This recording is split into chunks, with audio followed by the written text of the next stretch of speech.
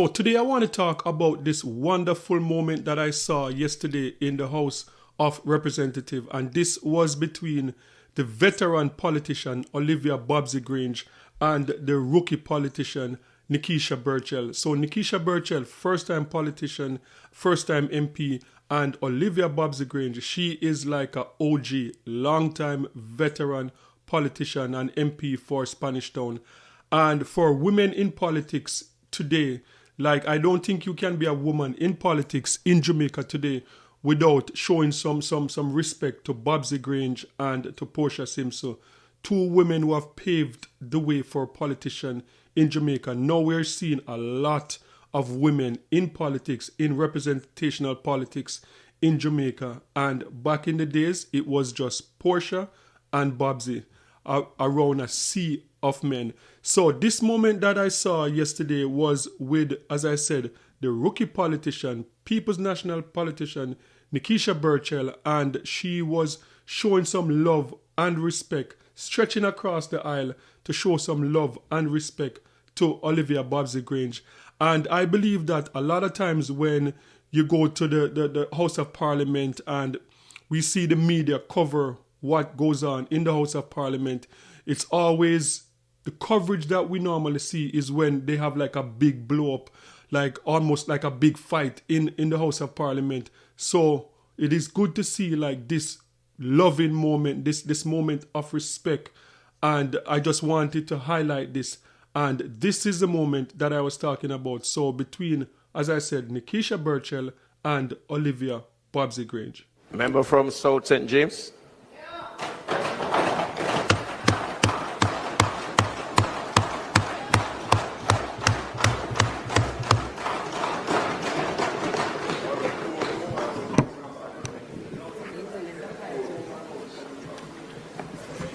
Mr. Speaker, as I rise on this maiden speech in this honorable House,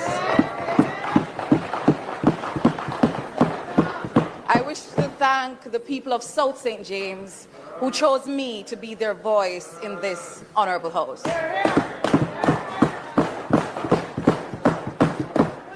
I want to commend the Honorable Minister for tabling this green paper. Auntie Babsy, I know it's not proper to refer to you as that, but you have a history of working in this portfolio, and I take particular note of the fact that you acknowledged the opposition's participation over the years in building out the body of this work. A green paper is but the first step, and so we welcome it. It's really disadvantageous to me that I'm unable to go through it just now, but I promise you that I will spend the next couple of days to go through it and make it available to the constituents in South St. James and those who support us through our task force to ensure we have the information to better respond to what you have put together for us here today.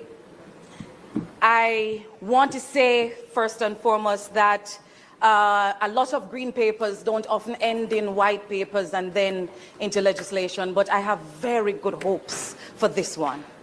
I hope that you know that the opposition will not challenge anything that will give power to the creative industries in Jamaica and the cultural sector.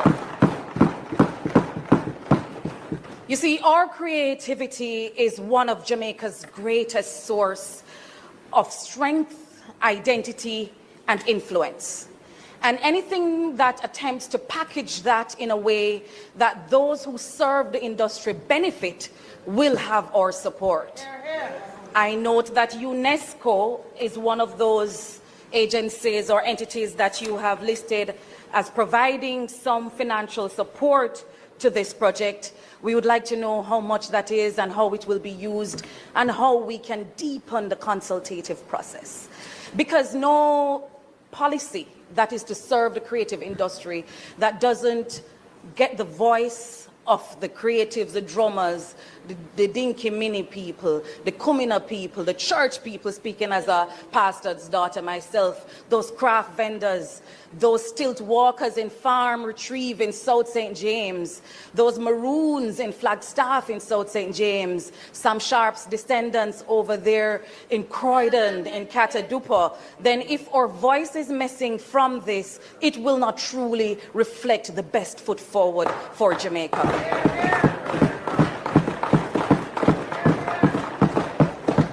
Culture is powerful. Culture is a legacy that we have to give to our children. Culture is how we give meaning to our voice, to who we are, to our identity.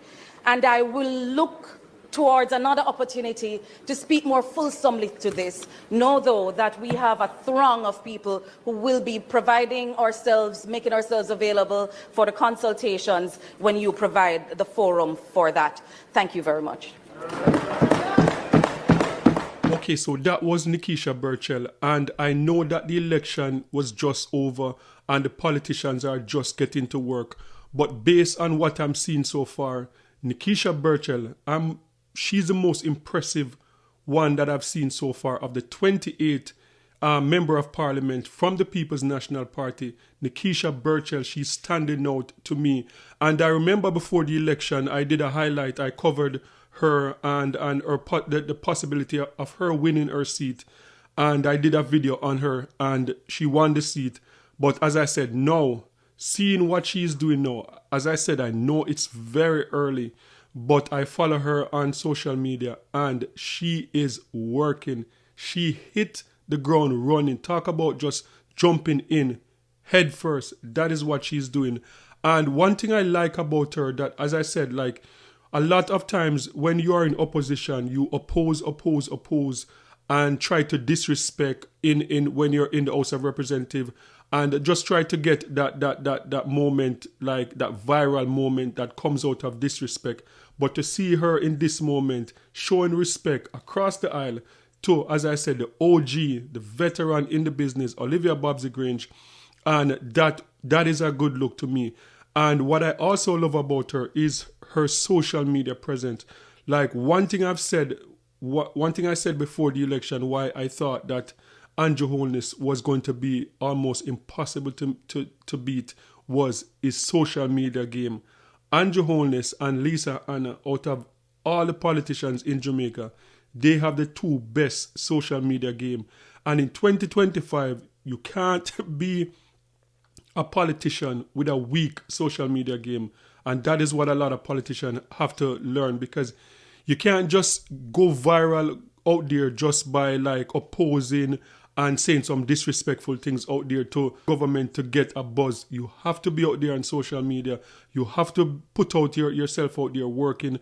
And I saw her on social media taking the office, the member of parliament office, to the people of her constituency, and I thought that was a brilliant idea, helping people with resumes, helping people fill out their passport application, and that is how you become like one of the politicians that never lose your seat again. So I think that she's doing an amazing job so far, and she's one person to watch for the future. So remember I said that, Nekeisha Burchell, one person to watch for the future. And then what I love about this day too, like we saw Damian Crawford also came in and they were talking about a bill. Olivia Grange was presenting an entertainment bill, and Damian Crawford also got an opportunity to chime in on that bill, and he also showed his respect. So this is good to see, like, you know, the PNP and GLP can show respect to each other, and we don't have to talk about them all the time about this fighting across the aisle. Sometimes we can be talking about these good moments too. So this is the moment from Damian Crawford. Damian Crawford pretty much responding to the bill from the opposition, Olivia Grange. She is in charge of entertainment and gender. So this is Damian Crawford responding to that bill. Family has extended to another auntie. I thought I was the only nephew. So I am wondering. Yes. Okay, I'll accept no further extension. to the family. But indeed, I must also congratulate you and celebrate you for your commitment to the entertainment industry and to the cultural industry as well. I have a few questions just to ensure that they are considered for future conversation as we move forward. The first starts with the entertainment registry. There has been an unfortunately low take-up relative to the number of persons who are practitioners. Right, so please, and also, what are the plans to take the registry to the people, as in have community calls, etc., because of the vast disperse of entertainment practitioners across the country? Are there plans to take the registration out into the communities so as to drive registration? You have highlighted a lot of the benefits that it has. Secondly, in those community engagements, the plans to promote the entertainment tools of trade. Quite a few practitioners are still unaware that they can benefit from tax reliefs from importation of tools of trade, extended from only the movies and now into all aspects of entertainment. And very few have taken up the full advantage of that, and therefore the communication. As we know, the vast majority in numbers of events are not large events. A lot of round robins, community events, and we have not heard of community entertainment zones as versus just large space, singular entertainment zones. Are there plans to have community zones so that the small activities can benefit from that exemption and grow based on? Another question is the systems of protection. We have seen many of our dances, for example, on stages of individuals no less than Beyonce. Dirty Wine was at the NFL Super Bowl, and the inventor of Dirty Wine was not acknowledged, nor Dirty Wine for the purpose of Parliament.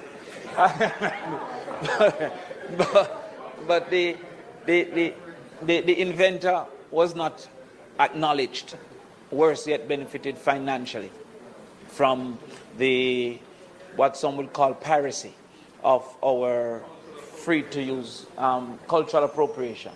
And so there seems to be a need to extend the benefit from the immediate fashionability of it and the immediate excitement around it, so that it extends further.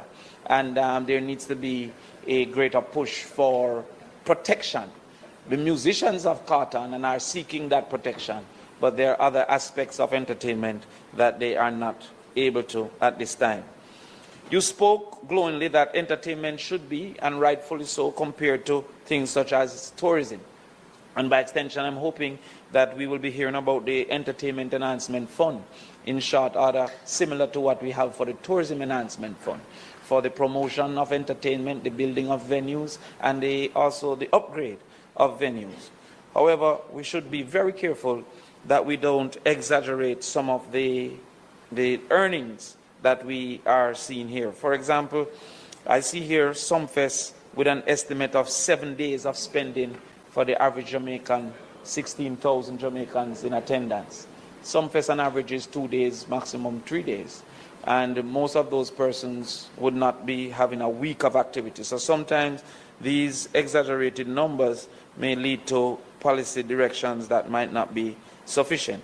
Additionally, while I see $49,000 per day for the visitor, one would presume that that also includes the room.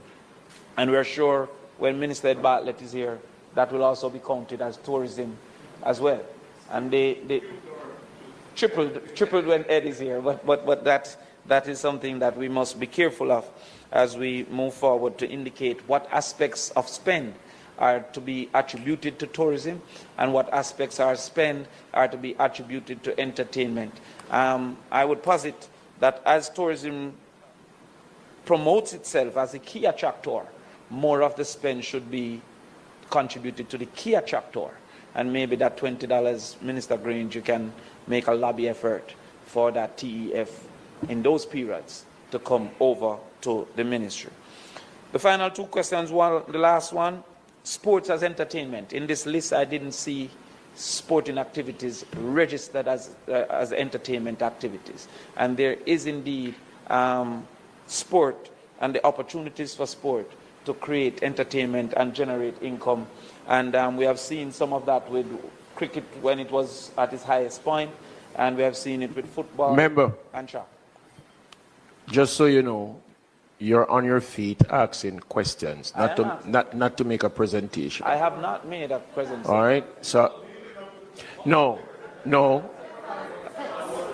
Well, but there was no content.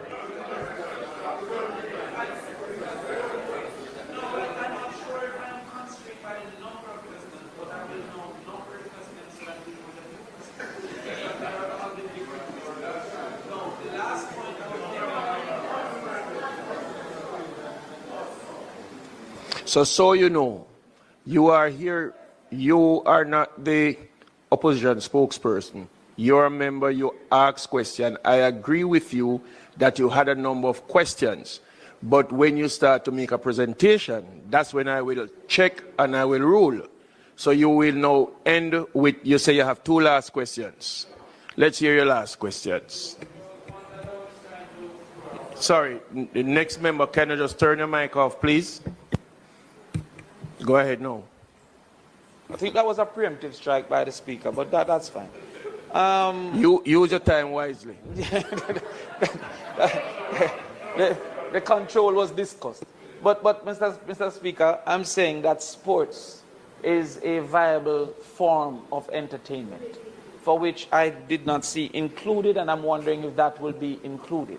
I was making some examples of types of sports, such as promotion of cricket or the promotion of football as entertainment, not only for the qualification process, but as a source of entertainment to be consumed and also to have visitors to visit. We know that there are some diasporas, for example, Indian diaspora in proximity in the United States, that cricket in Jamaica could be a viable option and opportunity for the consumption of cricket, and I wanted to know if that was involved. So that was really a question. And the final question that I had here, Mr. President, having thrown me off, Mr. Speaker, you see, I get less stress downstairs, but that is all right.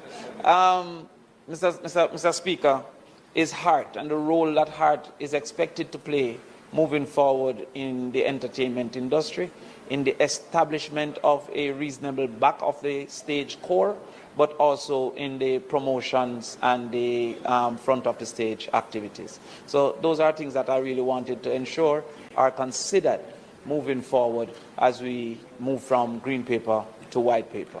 Okay, so that was Damian Crawford responding to the bill by Olivia Grange. And as I said, Grange, she's in charge of sports, entertainment, and gender. And she has a lot of good proposals for the entertainment industry.